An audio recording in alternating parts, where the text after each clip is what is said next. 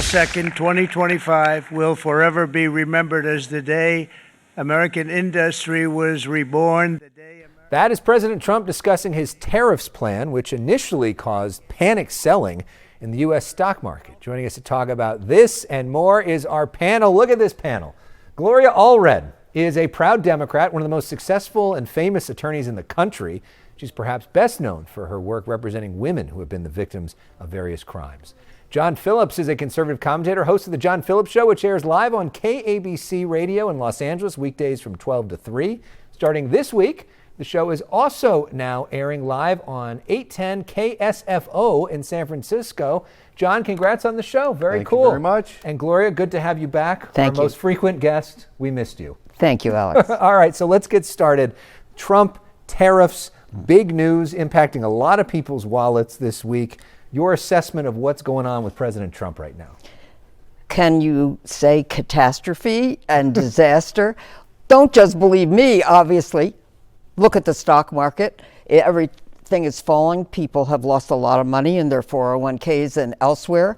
There are people already being laid off from their jobs. So the cost is great. Not to mention the prices are going up in the future, and not just the short term, for a long period of time. So this is a disaster. It's not what he promised. It's not what people voted for. Well, he did promise tariffs, right? He's been talking about tariffs for 40 years. Yeah, but the tariffs, which of course are really a sales tax and are going to be paid by the consumer, and already prices for cars are going to go up, prices for toys are going to go up, prices for groceries are going to go sky high, and that's all because of tariffs, which are really a tax.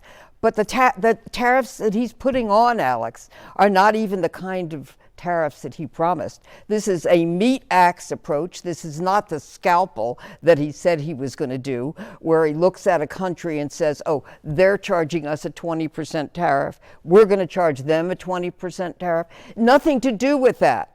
These are blanket tariffs of certain amounts. He's even putting a tariff on an island where there are only penguins. This is not a thought out approach, and this is going to hurt working people. This is going to hurt consumers. And so I saw his Commerce Secretary today say, oh, we just have to trust Trump. I'm not about trusting Trump. He has a record of bankruptcies. He has a record of being sued for fraud. He is not the businessman that he sold himself to be. And so, no, I'm not going to trust him. I'm going to trust the American people, and we're going to fight back against Trump. John, I think you have a different view. Yeah, well, even though Donald Trump came in and replaced Joe Biden, it's really not a first term for him. This is his second term. He is now a lame duck. He never has to face the voters again. And with that, he has certain liberties where he can tackle big problems. He can tackle the trade deficit. He can tackle immigration. He can tackle entitlement reform and all the things that DOJ is working on. Oh, really? And when you work on these long-term projects, you don't have to worry about these short-term metrics that politicians are usually obsessed with. You don't have to look at the polls. You don't have to look at the stock market. And if he is successful with this, if he can fix one of these big problems, then it's worth it, and that's going to go down in the history books as him doing something that very few people could do or have done in the past. But do you think? But he doesn't. But the rest of the Republicans in the House and the Senate, they do.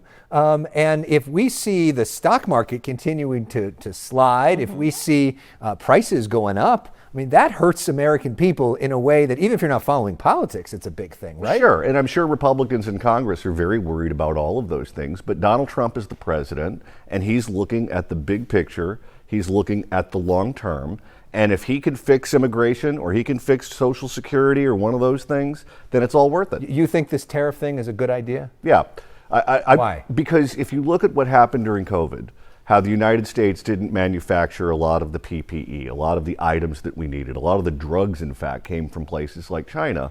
It became a national security thing where you have to be able to create different items that you're going to need in a moment of crisis. Otherwise, you're going to be dependent on other people, and those other people may not be your friends. Gloria, your thoughts as we now have this global market.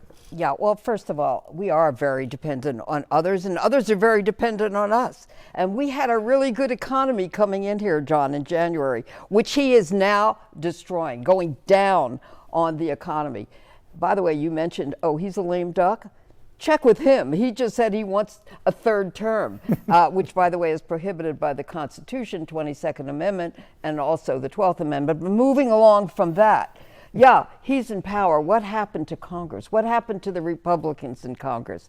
There are only 4 senators, but at least that's 4 who oppose his tariffs because they know it's going to hurt their states. And a lot of them are very worried, the Republicans. It's not what they thought he was going to do. But, you know, a lot of them are cult followers, and so they're afraid to say anything because they don't want to raise their hand. You know why? Because it's all about running again. Well, and they're afraid that he won't support them next time. But you know what? His record is going to hurt them. And so they better stand in line and speak their truth. Otherwise, we see what's happening at the town halls throughout the country. People do not like it. They do not like Social Security offices being cut. They know there are going to be cuts in Social Security, despite the fact that he said there won't be. He says at the same time, people have to travel more than 100 miles, older people, people who have disabilities, just to stand in line to identify themselves and explain what their Social Security problem is and why they're not getting their checks or why they should. That is wrong. It is wrong to hurt the American people. All right, let's talk about his record. Is the border secure now? Oh, is the border secure? Is it? Talk about his record. You know, this political stunt. The answer is yes, Are you it is. Are you happy with what's happened with the border? This political stunt of deporting people to a different country without giving them due process and making mistakes in the process. How would you like to have somebody come into your home, ICE, take you out? You don't have a chance to say, wait, I'm an American citizen, I'm a radio talk show host, don't take me, I'm not a gang member. They just take you out, take you to a different country, not even the country you came from, shave your head, put you in a prison with thousands of other people, and you don't have a chance to say boo to them. How about border crossings? How about border crossings? How about changing the subject fell off a from cliff. the fact that, by the way, you talked about national security? Yes. Yeah, well, I guess you don't want to talk about the Signalgate scandal. You don't want to talk about people in national security talking on Signal, talking on Gmail, and not for the first time, avoiding and ignoring national security. Probably Russia and other countries, China, are listening because they can on those devices. These people are incompetent. These people are intentionally ignoring the security we've had and hurting our country. John? So that's a long way to get there, but yes, the border is secure. The border is not secure yet. Well, we've seen a 96% drop off on border crossing. That's a good thing, right? Okay, well, you know, and some of these people, by the way, who are being taken out, you know, they're barbers, they're fathers. There's no criminal history here. Yeah. This is a stunt, and you know, we all want a secure border, but we also No, we don't. Joe but Biden didn't. Well, Joe Biden did, and Joe Biden did failed. reduce. No, and Joe Biden did reduce a lot of the border crossings. He just doesn't get credit for it, and he doesn't grandstand about it like Trump does. Okay. I mean, objectively, it is true that Donald Trump has had fewer border crossings than Joe Biden, at least so far. The only person This I time wouldn't around. mind if he crossed the border and went somewhere else instead of helping, you know, hurting the United We could States. make this about immigration, but let's stay on the news of this week. Elon Musk news that he may be soon on the way out, which was kind of the original plan anyways, for him to stay for 120 days as a special government employee. Oh, really? You think not? Well, come on. He lost big time. His candidate He in gave a lot of money Wisconsin- for Wisconsin for this Talk Supreme about Court decision. millions. Supreme Court justice who ended up the Democratic choice ended up winning after Elon Musk spent record sums there. Susan Crawford, that's Yes. her name. He lost to a woman. Trump, get used to it, because women are becoming very empowered in this country. Although Trump has beaten 2 women for the White House. Well, he got elected, and that is a big loss for us. Yeah. It'll be interesting to see. Kamala Harris may end up running for governor, but we'll talk about that a little later. Yeah. But all I can say is, you know, Musk lost. he can't put a lipstick on a pig. He can't say that he won in any way. Yeah. He went there with his cheese head, looking like a fool, and Wisconsin voters decided Wisconsin is not for sale, and they voted for Susan Crawford. John, your thoughts on Elon Musk? Yeah, I love the fact that the guy who is the richest man on planet Earth, who is changing the world that we live in every single day, could come up with cures for all of these diseases, is regarded as an idiot by the people who nominated Kamala Harris to be president of the United States. What he is doing in the United States government right now is something that should have been done a long time ago. The waste, fraud, and abuse that exists in our government has been there since the administrative state was born, and no one has been able to successfully tackle that. It is neither true, has he. if you care about the people who are taking Social Security, if you care about the people on Medicare, you have to make sure that those programs are solvent. And the people who claim to care about them, the Democrats, really fundamentally care about the bureaucracy that administers them, and they don't care about the people who receive the benefits. How do you know that's true? Because that's how they act. What Trump Because and he Musk said are so, doing, that's why. what Trump and Musk are doing now is they are protecting those programs for these people who need them and depend on them. Let me just say, this is, with all due respect, a bunch of nonsense. Because I'll tell you why. Because Democrats have always said, everybody, every politician everywhere says, we're against fraud, waste, and abuse. Meanwhile, Musk, when he put up the figures of how much fraud, waste, and abuse he'd cut, it turned out he had to take them down because it was a complete lie, it was false, and they didn't put them back up again because they were never true in the first place. I mean, Yeah, well, do you think Democrats- do you think it's possible that Musk maybe could have used a little bit more of a scalpel in going after some of this? Democrats say they care about waste, fraud, and abuse, but Saddam Hussein said he won the Gulf War. Crazy people think crazy things. I don't know what to say about Well, Trump thought he won an election that he didn't win, too, so come on. Good point there. Touche. We saw this week Cory Booker going on the Senate floor, speaking for 25 hours, breaking the record that segregationist racist Strom Thurmond had in trying to segregate the country. Cory Booker pushing back on the Trump policies. A lot of folks on the online left liked what Cory Booker was doing. The question, though, that a lot of Democrats have struggled with is, how do you fight back? What's the best approach? And we've seen a lot so far fail to kind of come up with an approach. What do you think is the smart way that Democrats fight back? I liked what Governor Moore of Maryland said, which is show the results.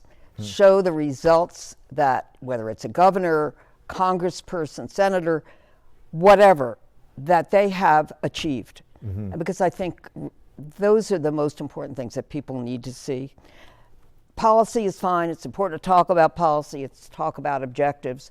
But to show how you've been successful, what you have done, and compare that to what this administration is doing or what's happening in their own states, I think that's the best way to approach it. But people need to be in the streets, as they are, when these horrible cuts are being made in the jobs of veterans, in the jobs of healthcare workers, in the jobs of those who protect us in the CDC and everywhere else.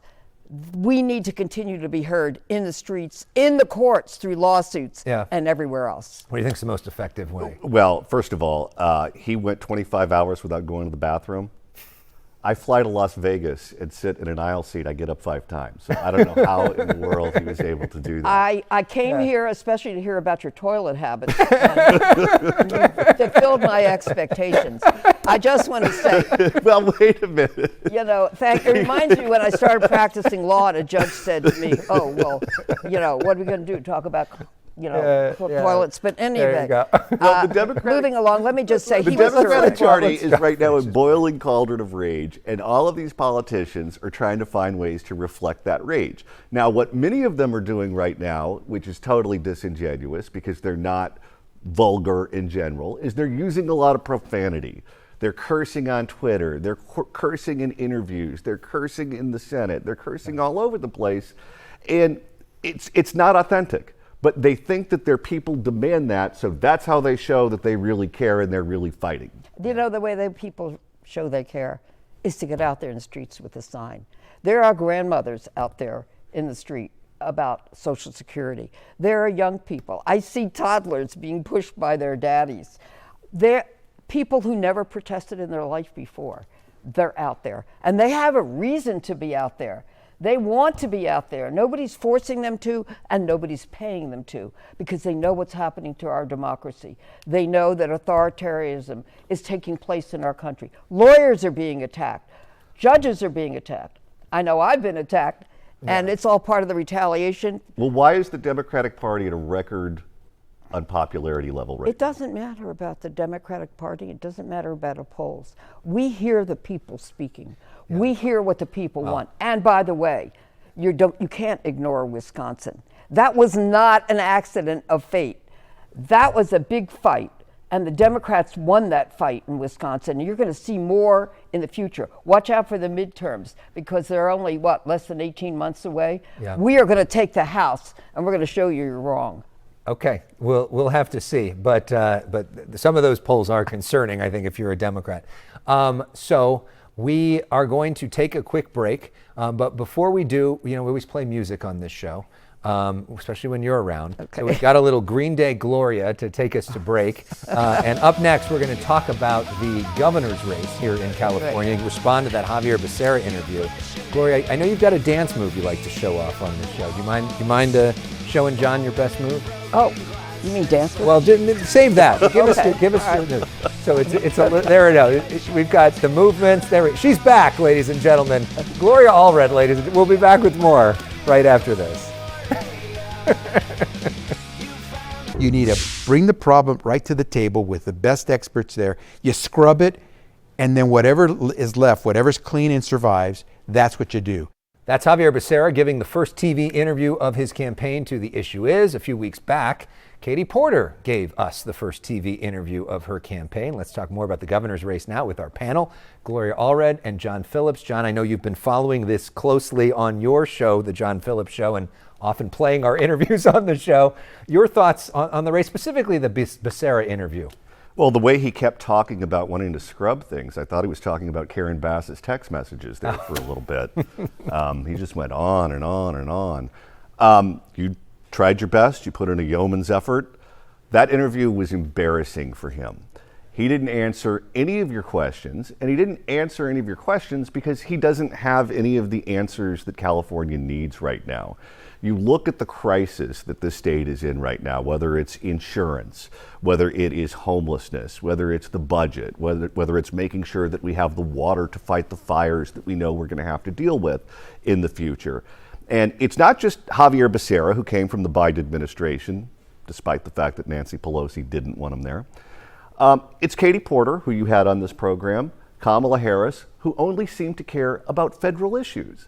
Well, if you care about federal issues, go run for Congress. Go do something in the federal government. Well, California has a lot of problems, and the last thing we need is another absentee landlord governor.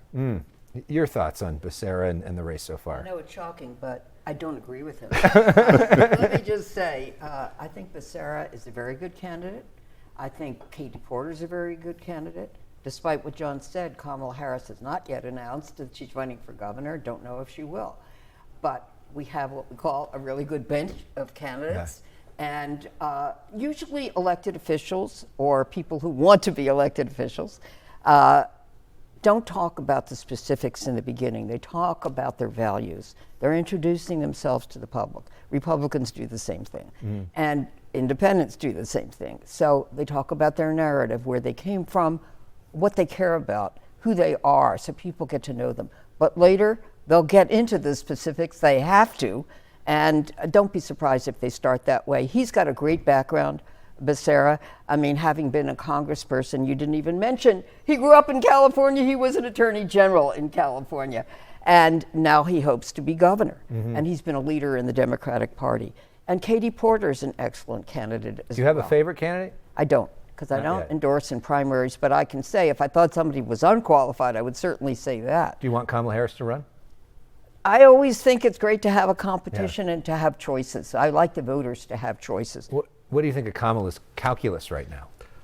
She doesn't want to go down as a loser. And right now, she is a loser. She lost to Donald Trump, so Donald Trump now has a second term. and she's looking for a consolation prize. Well, guess what? Being governor of California is not a year's supply of turtle wax. We don't need someone who's looking to build their resume.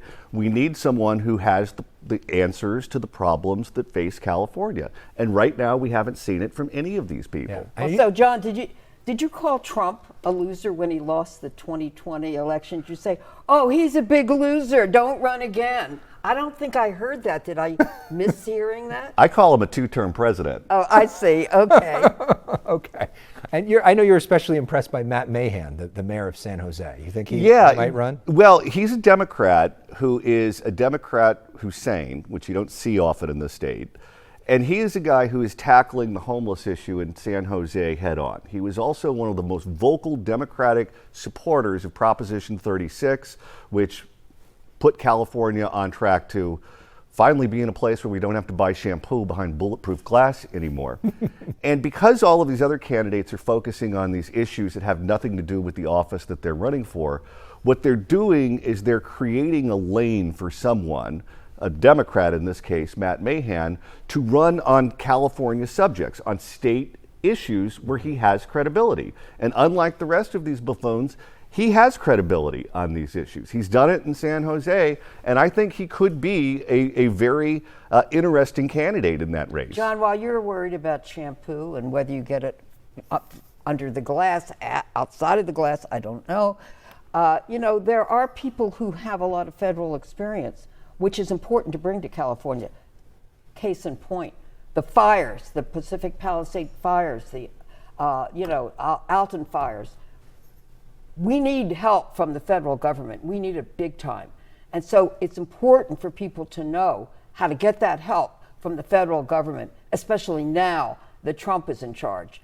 There are a lot of other issues, too, that we need help on in California. So these Californians who are going to run for governor need to bring that background to California. Well, that's great, but if they don't do something about the insurance crisis, we're not going to be able to buy insurance from any credible company. Of course they will. That's really They haven't. important. Well, they haven't been elected governor yet. Well, many of them are in elected office now. You have a lieutenant governor who's running. You have a former controller who's running. You have people who were leaders in the state legislature who are running. Yes. They could have done something about I should have it. given credit to Elena, who is our lieutenant governor, who is also running. Eleni Kounalakis. We could go on forever, but we don't want to end with disagreement. We want to bring people together, which we do here on The Issue Is. And John, I know you know this about Gloria, but Gloria's been with us since it's pretty much the beginning of this show. And we've got some video of when she first came on the show. This was her first appearance. We danced together, and she said, "The only way I will ever come back is if you dance with me." So we've been dancing together for years on this show. And so we got to keep that tradition going right now. So we've got your theme song, Laura Branigan's Gloria. Thank you. Let's play it. Gloria, show us that move, and you get to dance with both me and John. John, wow. this is a moment. This is the only threesome I'm ever involved in. Well, we won't call you Katie Hill then. Come on, Gloria. Okay. It's the Trump dance. Yeah. Oh, the Trump dance. Do Oh, yeah. So Gloria's now doing the Trump dance. We are really bringing people together here on The Issue Is. There we go. What a moment. Thanks so much. We'll be back with more right after this.